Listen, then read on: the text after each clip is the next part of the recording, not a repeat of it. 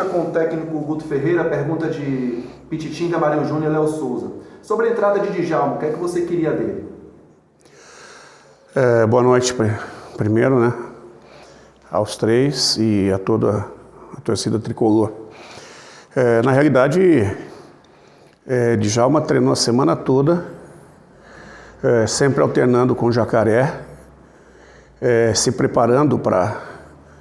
era uma das opções, começar com ele ou começar com o Jacaré, ele na lateral e Luiz na frente, como foi na sequência, ou o Jacaré na frente com o Luiz atrás, como nós iniciamos. Por quê? Porque Djalma é um jogador que tem um dos chutes mais fortes do grupo e direcionado. É um jogador que pega muito bem na bola e a entrada dele foi objetivando isso, né? E graças a Deus deu tudo certo. Ele, além do lance de gol, que o goleiro soltou e o Marcelo fez o gol, ele deu pelo menos mais 2 chutes perigosíssimos, além da falta que estourou no peito do goleiro e deu rebote. Então são 4 ações de qualidade que nós trabalhamos durante a semana e o Djalma foi muito feliz e eu estou muito feliz com a atuação dele. Pergunta de Fábio Passos. Ele pergunta sobre a manutenção, segundo ele, insistente de Marco Antônio como titular do time. Como é que você avalia? Eu acho que em cima de um triunfo tão difícil como foi,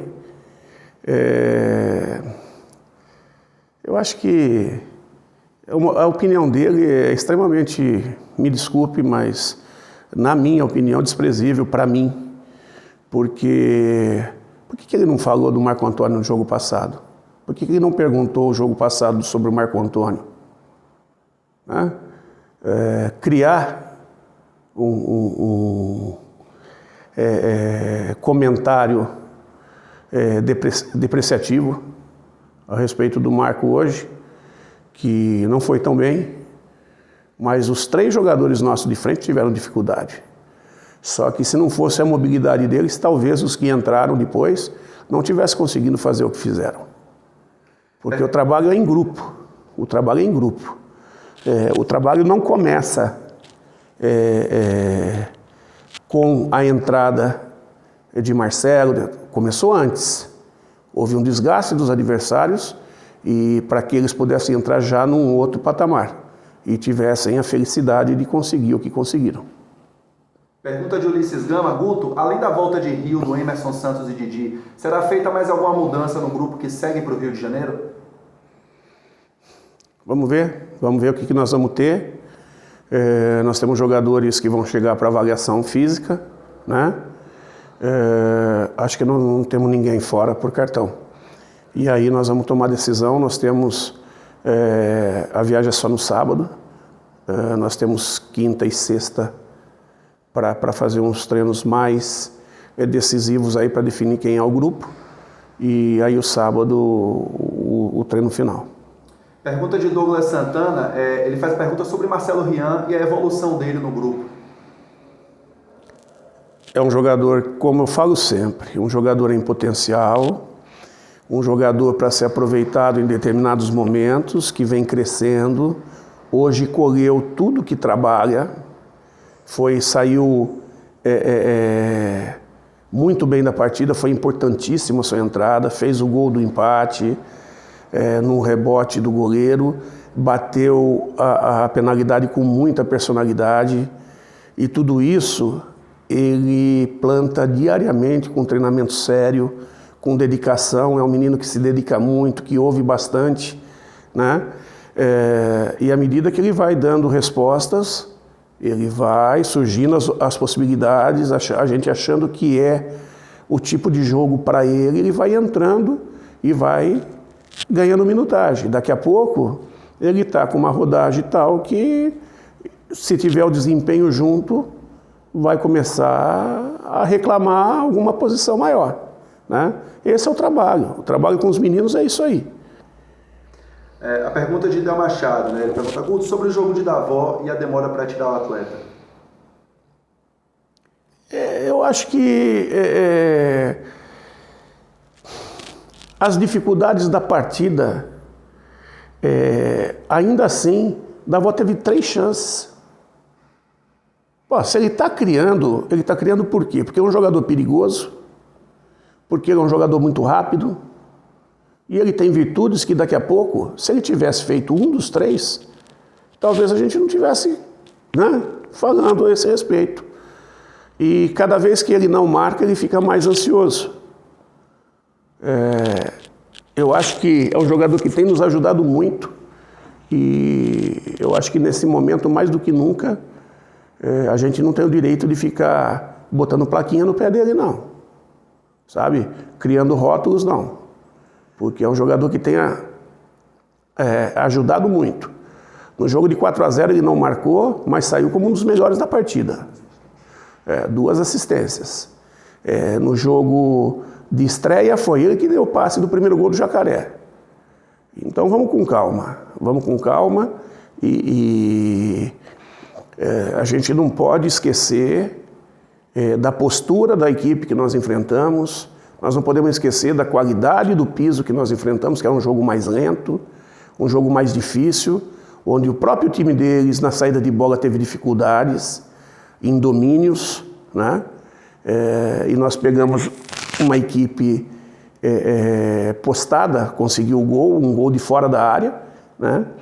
De longe, e aí se postou atrás e a gente não conseguiu quebrar com sucesso. Nós chegamos em condição de, tanto é que você pegar a estatística da partida, nós temos o dobro de finalizações que eles, né? O goleiro fez pelo menos 5 defesas muito boas, 3 saídas de gol e 2...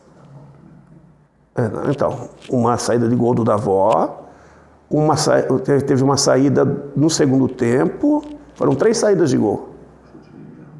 E acho que teve uma do Marco Antônio. E aí no segundo tempo teve 2 chutes do Djalma, um no chão e um em cima. As últimas 3 perguntas, Jailson Badaúna. Guto, o primeiro tempo em que a equipe se perdeu após o gol, mas soube no segundo tempo se recuperar e conquistar a classificação. Qual a lição que fica no jogo de hoje? Eu acho que o que fica é uma coisa que mais as pessoas daqui que vivem o futebol aqui da região falaram. Pô, seu time não desiste nunca. Eu acho que é esse espírito que tem que ser exaltado no Bahia. O Bahia não desistiu. O Bahia foi até o final. Só quem estava aqui sabe o que foi esse jogo, da maneira que foi esse jogo. A pressão que foi, estádio pequeno, lotado, chuva, grama de jardim. Tanto é que nós tivemos alguns problemas físicos no final, de desgaste por causa do tipo de piso, e eles sentiram mais que a gente. Eles foram no limite deles e alguns ultrapassaram o limite. E foi aí que a gente conseguiu fazer diferença, né? Graças a Deus, nós conseguimos, com a entrada dos meninos, mudar um pouco mais, né? E conseguimos fazer o gol. Nilson Luiz, Guto, esperava tantas dificuldades, o coração tá em dia? Eu estava calmo, cara. Estava calmo, até porque tem coisas que não estão ao seu alcance. E mais do que nunca, era um jogo que eu tinha que passar tranquilidade para a minha equipe. Também tinha, não vou dizer uma certeza clara, mas eu tinha uma intuição que a gente passaria. De que maneira, não sei, mas que a gente passaria. E graças a Deus tudo isso aconteceu. Última pergunta, Thiago Mastroianni. Guto, o que levou você a colocar força máxima no jogo sem poupar e por que o Bahia não conseguiu ficar com a vaga no tempo normal, na sua opinião? A força máxima foi que a gente veio de uma semana de folga, né? Nós jogamos na terça e voltamos a jogar só na terça. Então isso aí permitiu que a gente tivesse trabalho, tempo de descansar e trabalhar. E a postura, e nós não podemos esquecer da qualidade do adversário. Só um comentário bastante plausível aqui que as pessoas têm que entender. O Grêmio, que está entre os 4 da Série B, perdeu para o Mirassol, que perdeu o jogo aqui para eles. né? Depois, eles estão há 6 jogos que eles não tomavam gol dentro de casa. E tomaram hoje. Então, a postura, todo mundo viu o que foi a postura deles no jogo lá, como eles defendem, né? Então, a gente tem que parar de querer olhar com um olhar muito superior sobre os adversários, até porque o jogo ele se decide dentro das 4 linhas em batalhas, né? Em disputas bastante grandes. E não é o fato do Bahia estar na Série B e o Azures na Série D que tem uma distância muito grande. Não. As coisas elas estão próximas, principalmente quando tem um piso que nivela, uma iluminação que nivela, né? É um time de força, o nosso time é um time mais técnico, que joga mais em velocidade. Então, é o casamento dos jogos, né? Dos estilos. E, graças a Deus, nós conseguimos nos adaptar à condição da equipe deles e conseguimos, ainda assim, levar a classificação para casa.